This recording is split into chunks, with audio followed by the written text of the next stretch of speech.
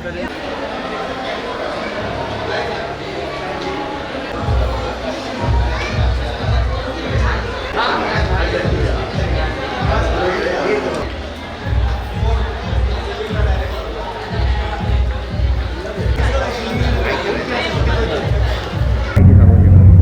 सूर्यघर योजनेमुळे बऱ्याचशा प्रमाणात म्हणजे आधी जे 2 सिस्टीम होत होत्या महिन्याला, ते आता जवळपास 10 सिस्टीम्स ह्या लोकांचं प्रमाण वाढलेलं आहे सोलारकडे वळण्यासाठी. जे आधी सबसिडीची 43,000 रुपये होती ती आता 78,000 रुपये झालेली आहे. त्यामुळे लोकांचा त्याच्यात भरपूर जास्त फायदा आहे. 1 किलोवॅटला त्यांनी 30,000 रुपये सबसिडी दिलेली आहे. 2 किलोवॅटला 60,000 आणि 3 किलोवॅटला 78,000 रुपये सबसिडी आहे. बिल्डिंगचे जे कॉमन मीटर्स आहेत त्याच्यासाठी सुद्धा लोकांना 18,000 रुपये पर किलोवॅट सबसिडी मिळते आहे. जवळपास 2-2, 3-3 लाखाच्या आम्ही सबसिडीज देतो आहे आणि खूप चांगला रिस्पॉन्स आहे. आणि रत्नागिरी महोत्सवमध्ये माझा 3ऱ्यांदा स्टॉल लावतो आहे मी सलग.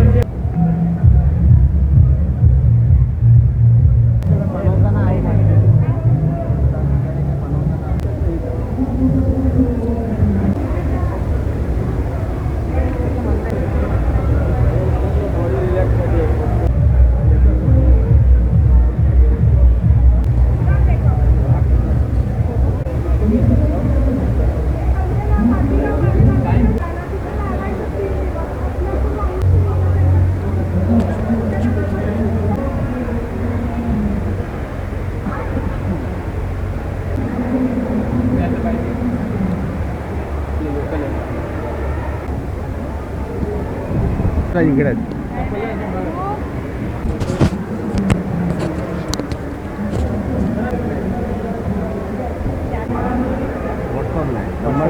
ना कशी असेल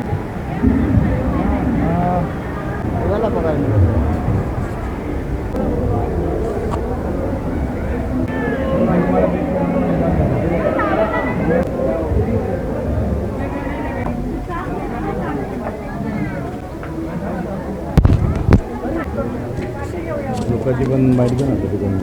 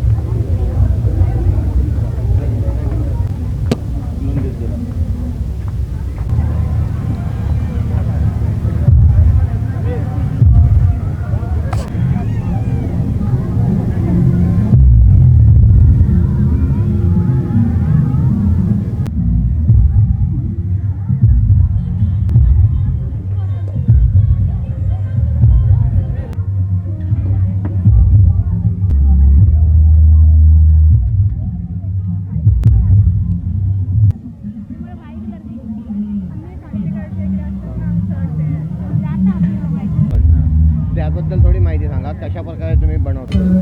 पॉपकॉर्न दीप करता मला.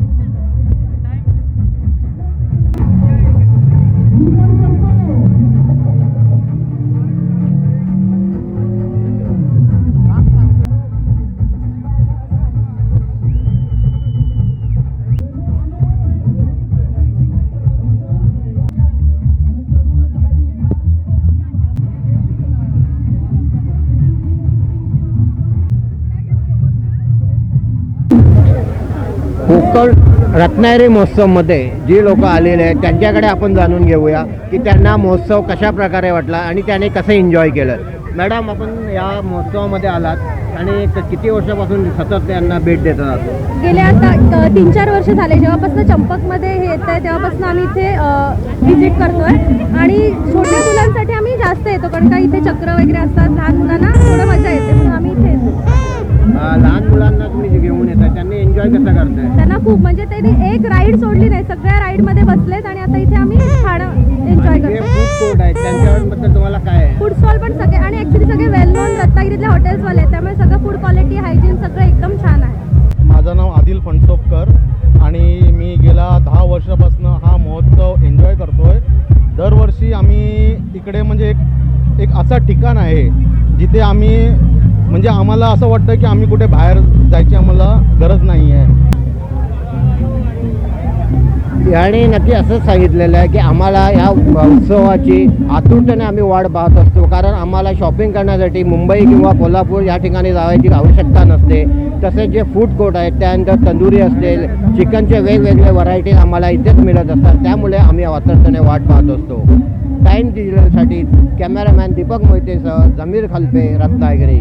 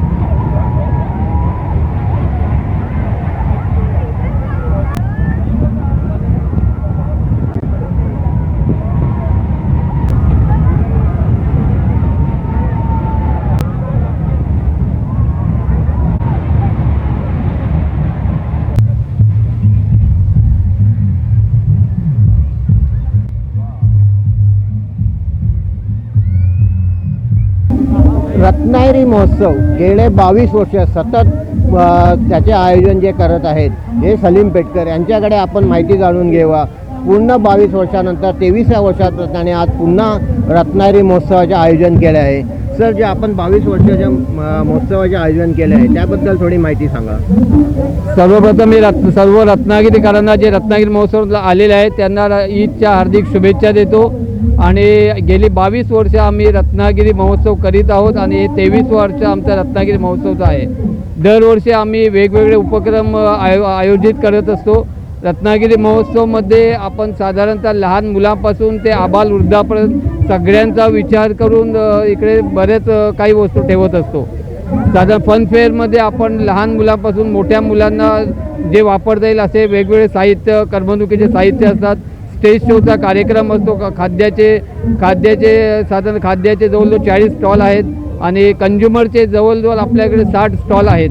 त्यामध्ये कपड्यांचे stall, handloom, handicraft, furniture, electronics, solar असे वेगवेगळे बरेचसे स्टॉल आपल्या इकडे अवेलेबल आहेत. आत्ता जे तुम्ही आयोजन केले आहे त्यात पुढच्या वर्षी जेव्हा ते 24व्या वर्षी तुम्ही आयोजन करणार त्याच्यासाठी काय प्लॅन वगैरे आखलेला आहे का?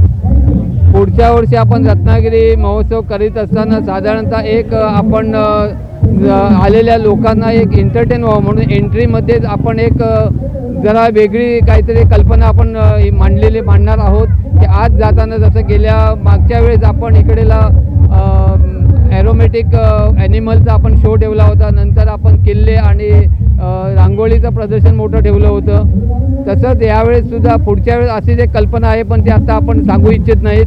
पण एक वेगळं काहीतरी एक दालन आपण प्रेक्षकांकरता उपलब्ध करून देणार आहोत. त्यांचं असंही म्हणणे आहे की आम्ही प्रत्येक वर्षी वेगवेगळे प्रकारचे गेम्स ठेवत असतो, लहान मुलांसाठी असतील, मोठ्या लोकांसाठी असतील.